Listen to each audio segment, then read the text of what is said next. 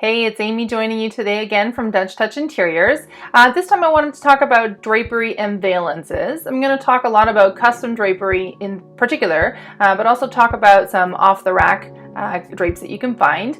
And I'll show you some examples of them, both the custom and off-the-rack, and talk about some pros and cons of both, and give you some installation tips and design tips as well, so that if you're considering drapery for your own home, or if you have a friend who's considering it, hopefully you can help them make some key decisions as they go forward.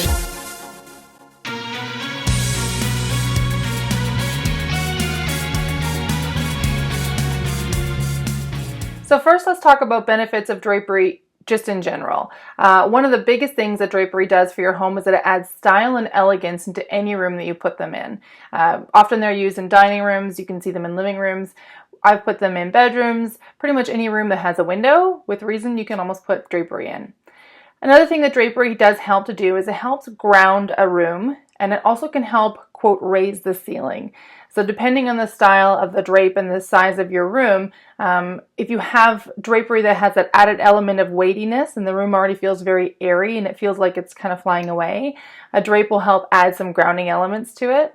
Alternative to that, if you have, maybe you only have 8-foot ceilings, adding a drape that has a nice height to it and draws your eye up will actually make the ceiling appear to be taller than it is.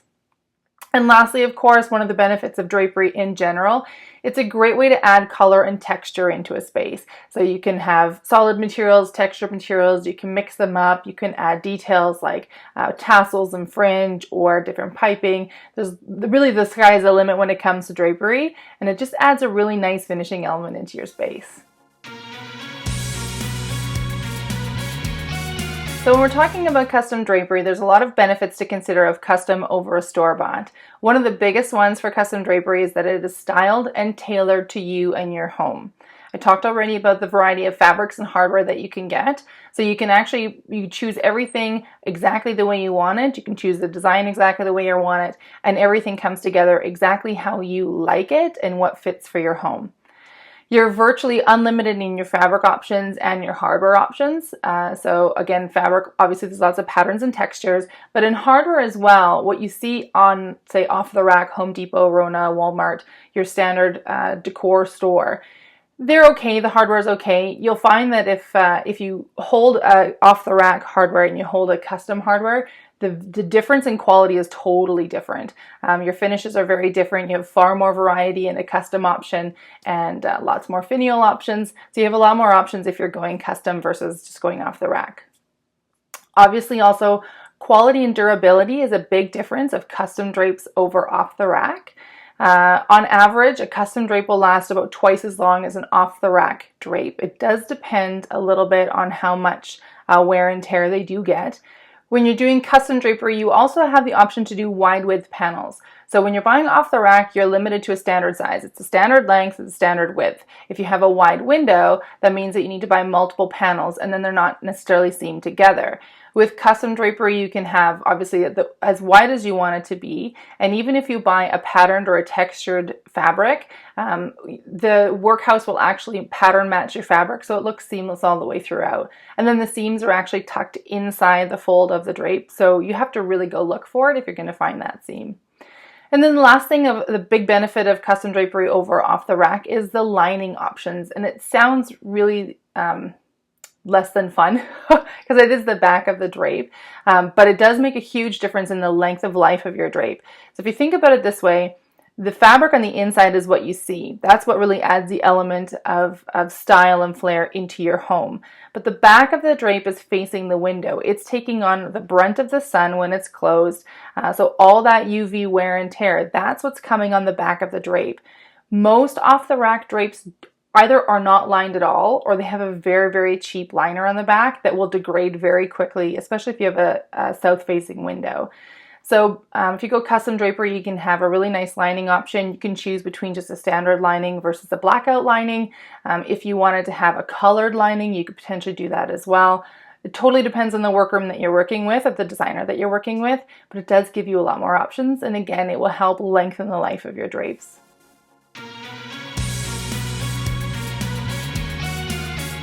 So let's chat about some of the cons of custom drapery. Obviously, the first one that comes up whenever I bring it up to clients, the idea of drapery, the first thing that they always say is, isn't that really expensive? It can be. It totally depends on the fabric that you choose. I mean, you can find fabric that's only $20 a yard, and you can find fabric that's $200 a yard. So depending on what you're looking at and the style you're going for, it's going to cost, even the less expensive fabric is likely going to cost more than an off the rack, but you get far more value for that dollar. Another thing about custom drapery is that it can be difficult to navigate on your own. So, I mean, obviously designers like to say you should always hire a designer for a project. That's how we stay in work.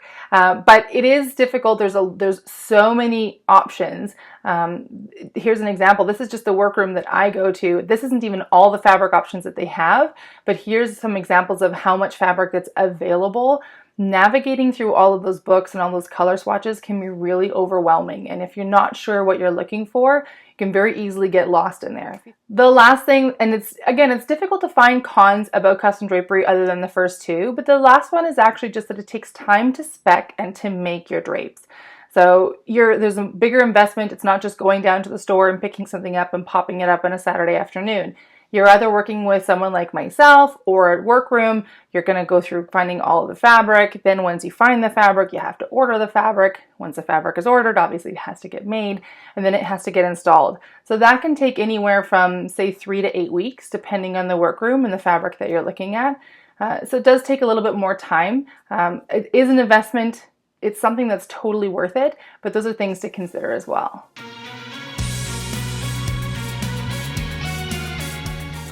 Okay, so we've talked about some pros and cons of custom drapes and drapery in general. I want to talk about some installation and design tips. So if you're working with a designer already, they're going to navigate you through these tips on their own. If you aren't and you're working with a workroom, all of these decisions are really left to you. You can ask for guidance, but ultimately you're the one who makes the final decision. So one thing to bear in mind, in particular when it comes to both install and design, you want to make sure that you have your drapes at least 1 inch down from the height of the ceiling. Typically 1 inch is good. Any more than that, it's going to be a kind of an odd gap. But the reason for the inch is that if it's up against the ceiling, it's going to obviously rub on the ceiling. You want a little bit of space, a little bit of negative space between the top of the drape and the ceiling. Actually will make it appear even taller. Secondly, you want to make sure that you're actually installing it. If you're not installing it at 1 inch below the ceiling, then you're installing it halfway between the top of the trim and the ceiling itself. Do not install it at the trim. It will make it look it'll look like a cheap drape. Typically when you buy off the rack drapes, again, you're limited on the height because they're all standard sizes. That's when you're going to see drapes, in order to try to get close to the floor, they're installed at the trim. But it does nothing for the window. It tends to make everything look squished because everything's crammed down in one space. If you install it halfway between the trim and the ceiling itself, even if you don't have it right at the ceiling, it gives you that added weight and it really makes the window shine. Lastly, when you're measuring your drapes, so this is again in the design stage, account for about a 1/2 inch clearance at the floor. Now I've gone anywhere from a 1/2 inch to a full inch depending on the floor. The reason for this is that if they're movable drapes, you want to make sure that it's going to clear the floor all the way along. So if the floor isn't totally level, then you're going to find the drapes are catching or puddling in different spots on the floor if you don't have a little added clearance. When you're making those measurements or you're working with a designer, those are things that they'll take into account. If you're doing it yourself, make sure you let the workroom know that at this height, the window measured from the top of the trim down to the floor at this height, and then at the other end it was maybe a different measurement. So something like that to consider. The only time you would do differently is if you're actually puddling the drapes. And I'm sure you've seen pictures of it. Here's an example of it. But puddling the drape means that the drape actually just sits on the floor. I'm not a huge fan of puddled drapes. I prefer to have them sitting just above the floor. And the reason for that is that I like to have drapes that actually move and work. And puddled drapes, I find they just get dirty on the bottom. If you've got pets or young kids around, there's crumbs, there's hair, there's always kinds of stuff on the floor. And it just tends to make your drapes look dirtier, which means you have to either clean them or get them cleaned far more often.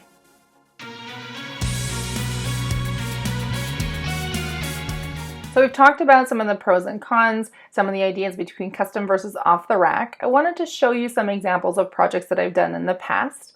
The first one that I'm showing you here is a project that I did a few years ago. So before it was a very mottled paint color, no drapery in there, just some standard wood blinds that were in the windows. We put in a custom drape with a beautiful patterned embroidered fabric, and then I put a band at the bottom of just a very simple ivory. And in fact, the ivory is very similar to the material that I'm holding up here. So this is a fabric swatch. It's a sample that's something similar to what you get if you were to order a piece of fabric in. It has a really nice sheen to it, as you can see a little bit in the drapery, in the image as well. We put this on the bottom just to elevate the space a little bit, add a little bit of a solid element to the drapery as well, and not feel so overwhelming with the pattern. We also did some custom details for this as well. This client in particular likes to have a little bit of glam, a little bit of bling. And so we put some crystal finials in, and then I had custom sashes made that tie off with a little crystal button detail. The next project that I'm showing you here is actually a project I did several years back when I was living back in Manitoba. So this is a builder spec house. Everything in the house was shades of brown. You can find this project on my website as well. I'll put the link here below. So what we did is we actually took 3 materials. You can see here we've got a cream on the top with a band of brown in the middle, and then some soft steel blue in the bottom. Now I thought I had a picture of it, and I don't. We actually did some drapery at my mom's house a number of years ago. We found drapery just at IKEA. She has really wide windows, so in her living room, both ends of the living room, east and west side, have really big windows. So something that we were challenged with was to find a drape that would actually work. Now, my mom is quite handy, and she has a sewing machine, so she's able to seam the drapes together, and she did a great job. And we actually did 2 layers of drapes. So we did a sheer on the window side, so she could have privacy during the day and in the evening if she wanted as well. And then we did a tone-on-tone pattern drape on the inside in the living room side. Because she's able to sew, she was able to hem them to be the proper length, and then also seam the panels together so that when she pulls them across, they actually are a full finished drape across the wall. Lastly, I'm going to show you here some valances that I did at a project a couple years ago. Same house actually as we did the custom drapery. And it took a little bit to get the client on board to going with the drapery and with the valances. Typically what I find when I suggest the idea of a valance, most clients and most people have this idea of this like ruffled or scalloped thing that's going to go across the window, and it doesn't have to be like that at all. So it took me a little bit to get her on board, but when I showed her the design of what I was thinking, she totally loved it. The nice thing about these particular valances, so this house has 8-foot high ceilings. Every other house in her neighborhood has 9-foot high ceilings. And it really bothered her because the house always looked quite squat next to the other ones when you were in their rooms. So we put the valances in and again had them installed an inch down from the ceiling. And having that little bit of space with the valance on top of the window really elevated the room. So now when you walked into the room, it looked like a 9-foot ceiling even though it was only 8 foot. Above her stairs, she had this big, huge window at the top of her stairs, and it just looked really lost in the space. So I suggested doing an upholstered or a boxed valance. And to get that little bit of glitz and glam, she's the one, again, who has the crystal finials and the other drapes. I actually had it studded with a crystal nail head detail. So it gives a little bit of a texture and fullness to the valance. It is a hard boxed valance, so it's not soft fabric. It doesn't flow at all. But just doing that added detail gave a lot of volume to this window and suddenly made it, it grounded it within the space.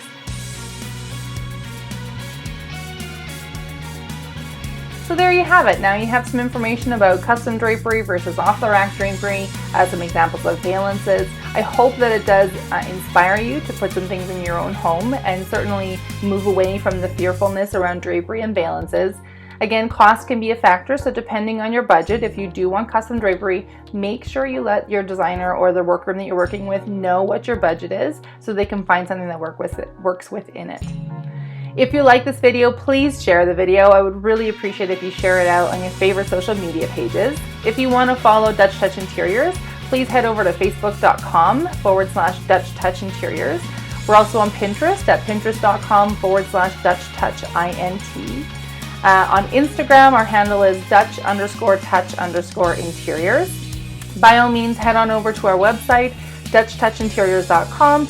On the website, you'll find links to past projects that we've done, The blog is there where there's lots more information that I share on the blog as well.